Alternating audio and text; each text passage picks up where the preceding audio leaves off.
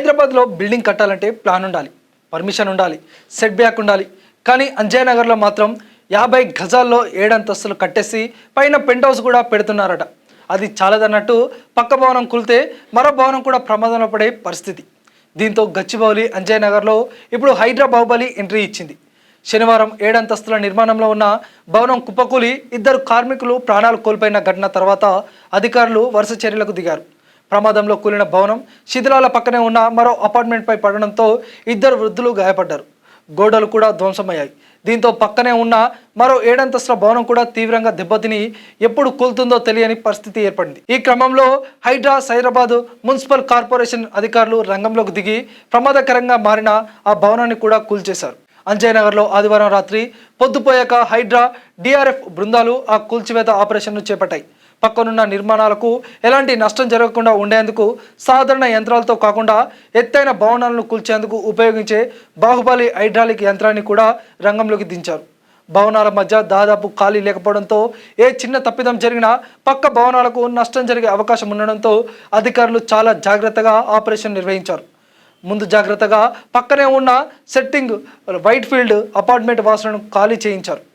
పోలీసులు కూడా భారీగా భద్రత ఏర్పాటు చేసి ప్రజలను ఆ ప్రాంతానికి దూరంగా ఉంచారు. ఇంజనీరింగ్ అధికారులు పర్యవేక్షణలో బాహుబలి హైరిచ్ జాక్ క్రషర్తో భవనాన్ని దశల వారీగా తొలగించారు. దీంతో శనివారం కూలిన భవనంతో కలిపి ఆ ప్రాంతంలో కూల్చివేతల 7 అంతస్తుల నిర్మాణాల సంఖ్య 2కు చేరింది. ఇక ఈ ఘటన తర్వాత హైడ్రా కమిషనర్ రంగనాథ్ చేసిన వ్యాఖ్యలు మరింత సంచలనంగా మారాయి.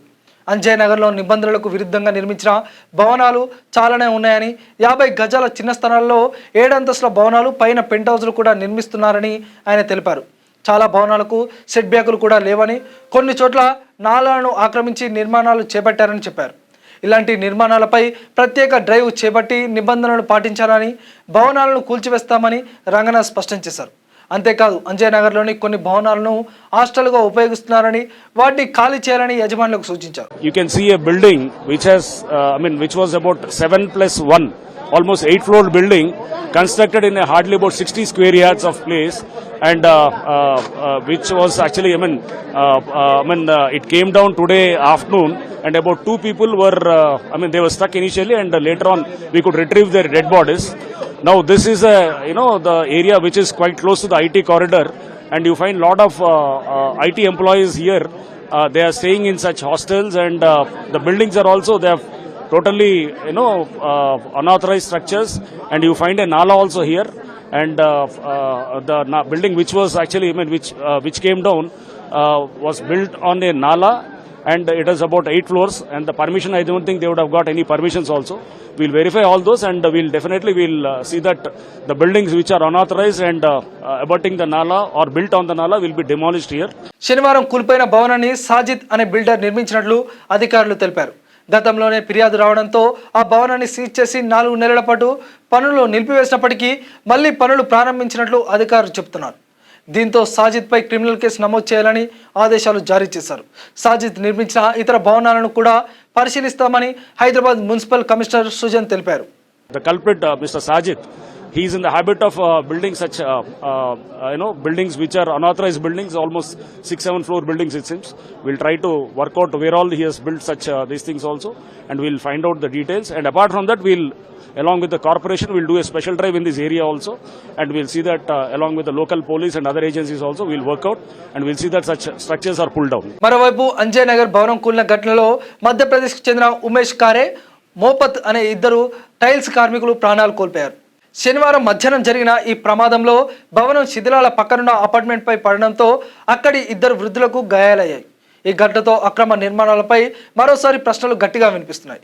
పర్మిషన్లు లేకుండా, సెట్ బ్యాకులు లేకుండా చిన్న స్థలాల్లో భారీ భవనాలు నిర్మిస్తే చివరికి ప్రమాదం జరిగినప్పుడు నష్టం ఎవరికి, ప్రాణాలు పోయేది ఎవరివి అన్నదే ఇప్పుడు అసలు ప్రశ్న. ఈ ఘటనకు సంబంధించిన భవనం యజమాని సయ్యద్ సాజిద్ను రాయదుర్గం పోలీసులు శంషాబాద్ ఎయిర్పోర్ట్లో అదుపులోకి తీసుకున్నారు. ఇక అంజయ్ నగర్లో నిబంధనలకు విరుద్ధంగా ఉన్న నిర్మాణాలన్నింటినీ పరిశీలించి చర్యలు తీసుకుంటామని హైడ్రా స్పష్టం చేసింది. అంటే ఇక పర్మిషన్ లేకుండా కట్టిన భవనాలకు అంజయ్ నగర్లో నో ఎంట్రీ అన్నట్టుగా హైడ్రా యాక్షన్ మొదలుపెట్టింది. మరి ఈ ప్రత్యేక డ్రైవ్లో ఇంకెన్ని అక్రమ నిర్మాణాలపై బుల్డోజర్ పడుతుందో చూడాలి. క్యూ న్యూస్ పేపర్ కు తెలంగాణ వ్యాప్తంగా జిల్లా బ్యూరోలు మరియు నియోజకవర్గం ఆర్సీలు కావాలి. తెలంగాణలోని అన్ని జిల్లాల నుంచి అనుభవం ఉన్న మంచి రిపోర్టింగ్ నైపుణ్యం కలిగిన జిల్లా బ్యూరోలు మరియు నియోజకవర్గ ఆర్సీలు కావాలి. జర్నలిజం రంగంలో అనుభవం ఉన్న వారికి ప్రాధాన్యత ఉంటుంది. వార్తల సేకరణ, రిపోర్టింగ్, వార్తా రచనలో నైపుణ్యం ఉన్న ఆసక్తిగల అభ్యర్థులు డిస్క్రిప్షన్ లో ఉన్న ఫామ్ ను ఫిల్ చేసి మీ వివరాలను అందజేయండి. సంప్రదించండి 8143001981 8688694094.